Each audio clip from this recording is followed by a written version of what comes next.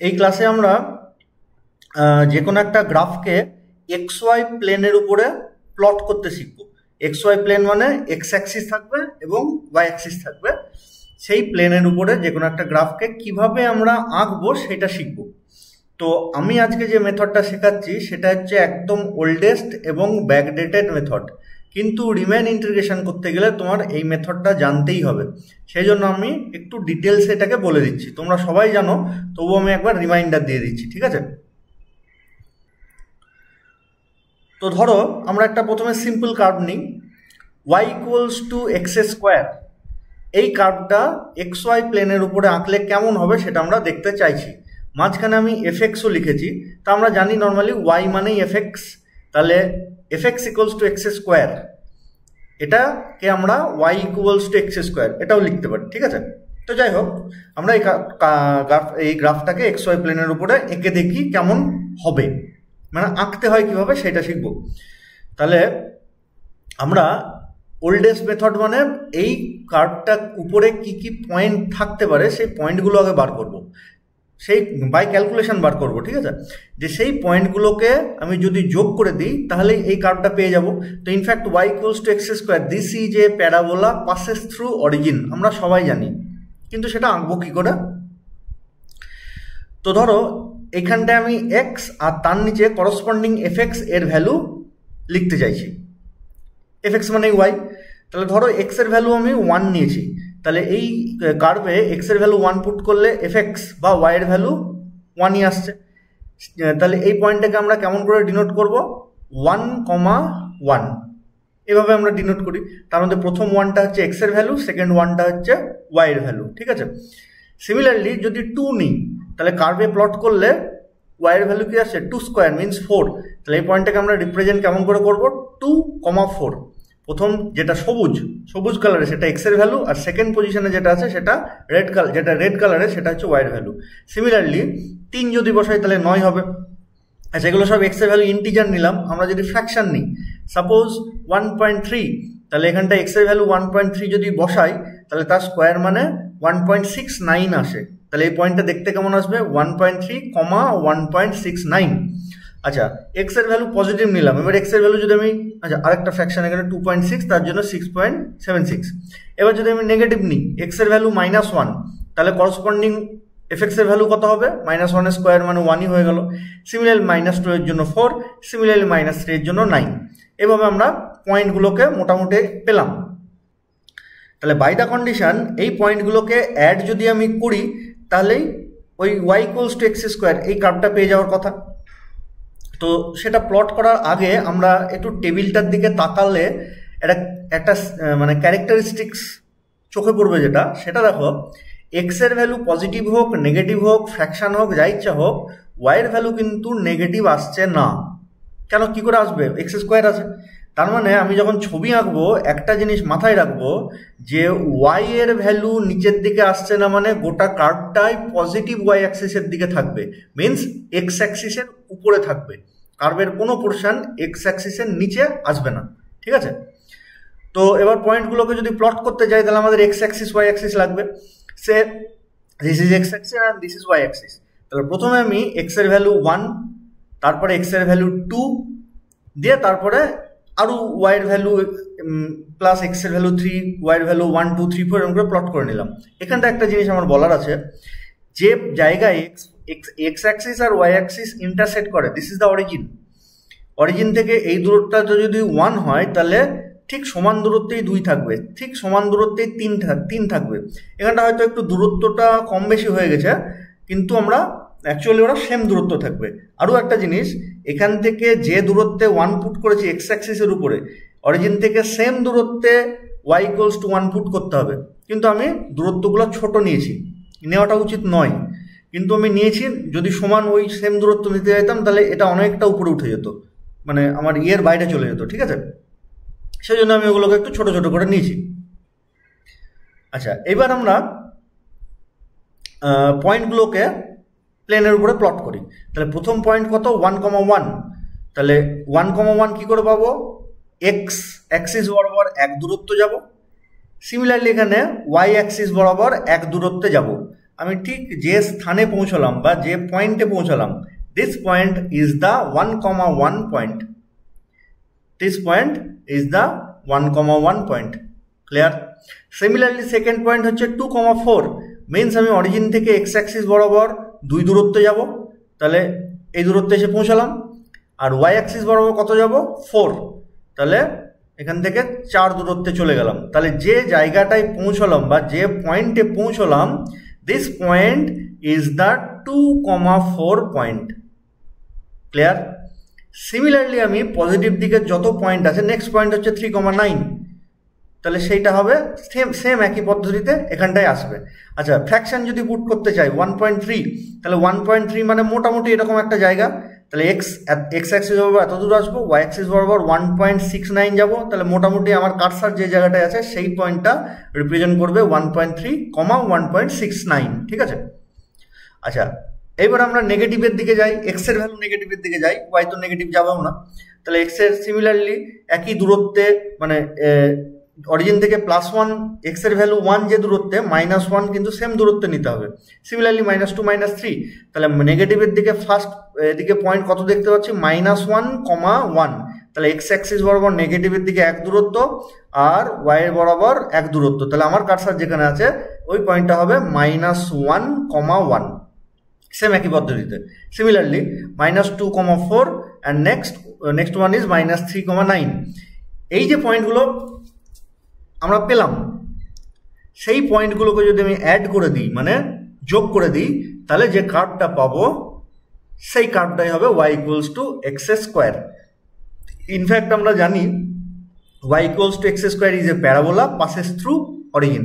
আমাদের ওইভাবে প্লট করে জিনিসটাও সেরকমই আসলো। ঠিক আছে? এরপরে আমরা একটা ইম্পর্টেন্ট টপিকে যাচ্ছি, ফাংশনের ম্যাক্সিমাম ভ্যালু আর মিনিমাম ভ্যালু কোথায় পাওয়া যায়।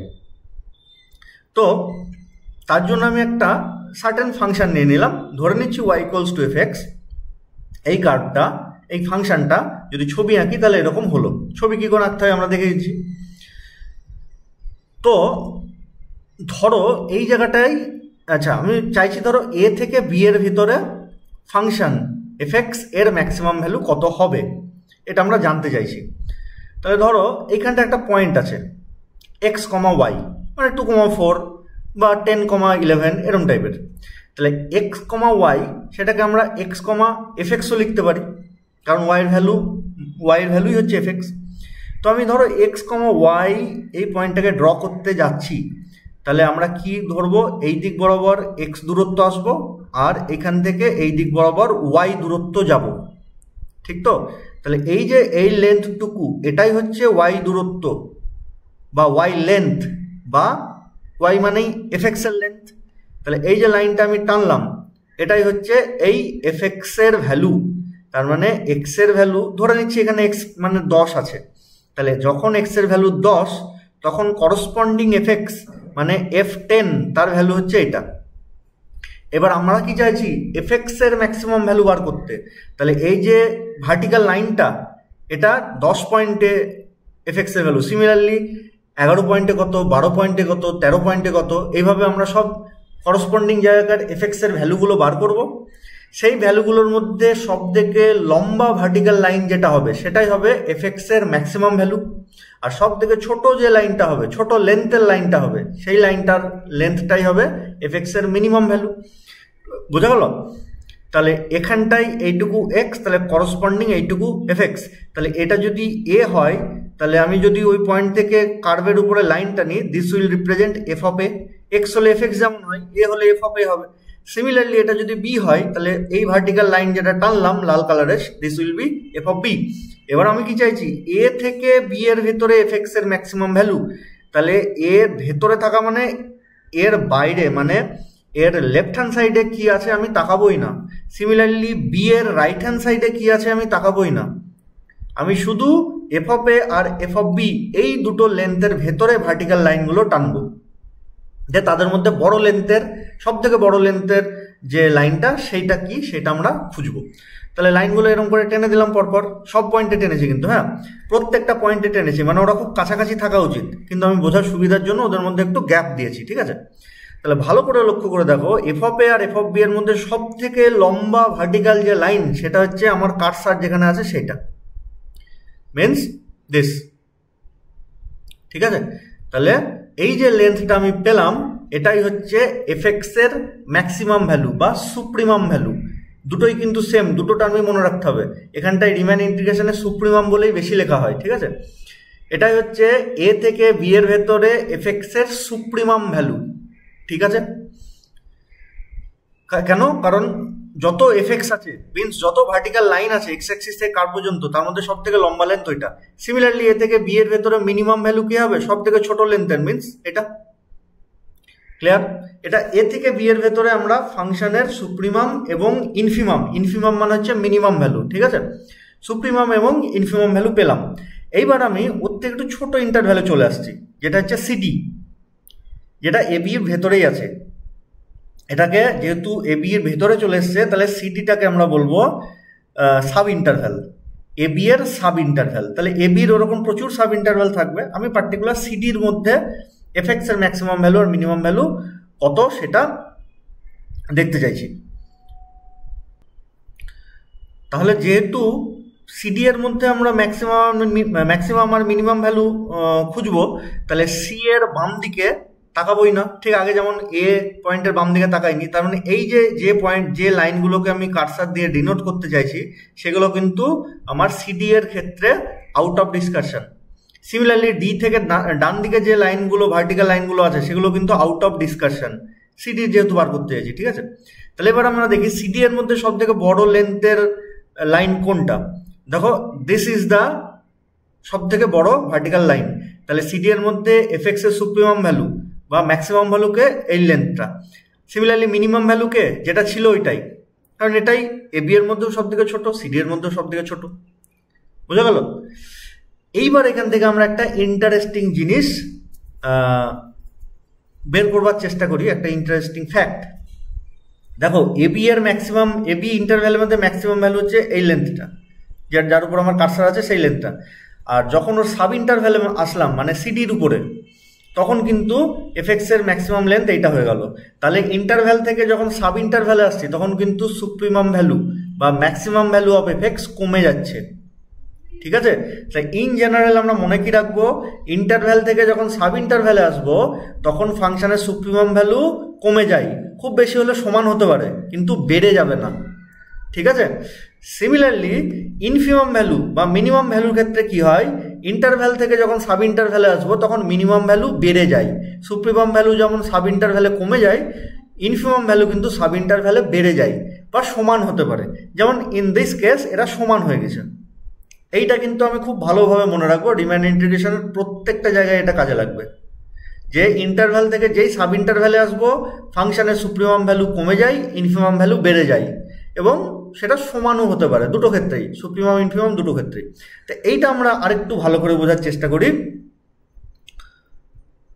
এটা এক্স অ্যাক্সিস, এটা ওয়াই অ্যাক্সিস, এই হচ্ছে আমাদের একটা কার্ভ।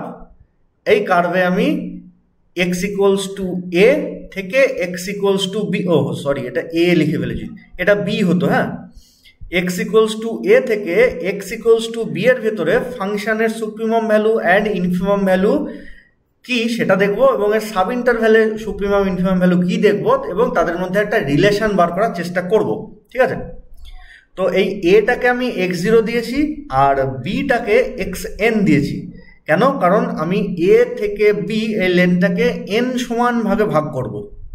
তাহলে এটা যদি এক্স জিরো হয়, এর পরের পয়েন্টটাকে আমরা এক্স ওয়ান নেবো, তারপরের পয়েন্টটাকে এক্স টু, তারপরের পয়েন্টটাকে এক্স থ্রি, এরকম করতে করতে ইন জেনারেল এখানে এক্স আর মাইনাস ওয়ান, এখানে এক্স আর, তারপরে এক্স আর প্লাস ওয়ান, ডট ডট করতে করতে এক্স এনে গিয়ে বন্ধ হয়ে যাবে। এক্স এন মানে হচ্ছে বি। ঠিক আছে, তাহলে আমরা দেখবো এ থেকে বি এর ভেতরে ফাংশনের সুপ্রিমাম আর ইনফিমাম ভ্যালুর সাথে x R minus one comma x আর এই সাব ইন্টারভ্যালের সুপ্রিমাম অ্যান্ড ইনফিমাম ভ্যালুর কি রিলেশন। ঠিক আছে, তাহলে এ থেকে বি এর মধ্যে ইনফিমাম ভ্যালু হচ্ছে সব থেকে, যদি সব স্ট্রেট লাইনগুলো যদি আঁকতাম তার মধ্যে এই স্ট্রেট লাইন, এই ভার্টিক্যাল লাইনটা সব থেকে ছোট। তাহলে this is the infimum value of F X over the close interval A B.